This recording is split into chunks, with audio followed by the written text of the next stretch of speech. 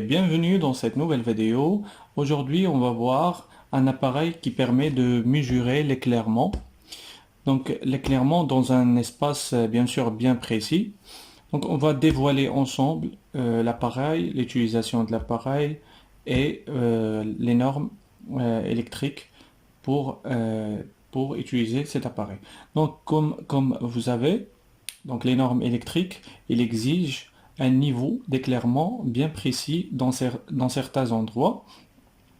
Par exemple, les bureaux, donc 500 lux, les couloirs c'est 300 lux, les sanitaires, il n'y a pas de norme, mais il faut un niveau d'éclairement quand même supérieur à 100 lux. Donc on va ouvrir l'emballage. Voilà.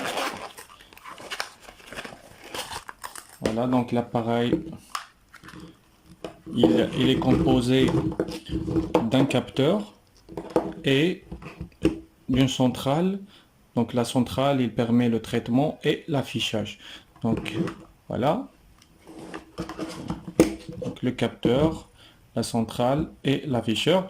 Donc là, c'est l'alimentation on-off. Là, c'est le calibre. On a x1, x10, x100. Voilà, parce que on trouve quelques cas là où il y a des petites mesures, donc il faut multiplier par 10 ou par 100 donc, pour avoir une valeur correcte.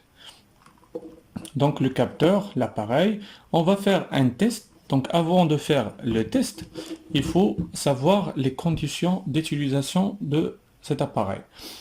Cet appareil doit être utilisé dans l'espace de travail. Ça veut dire par exemple dans les classes ou bien dans les bureaux, il faut mettre le capteur au-dessus du table, bien du bureau. Donc si on est dans un plateau bureau, donc il faut mettre le capteur, ou bien l'appareil, au-dessus du bureau. Sinon, si on est en classe, donc il faut le mettre au-dessus du table, parce que on mesure l'éclairement par rapport à un espace de travail.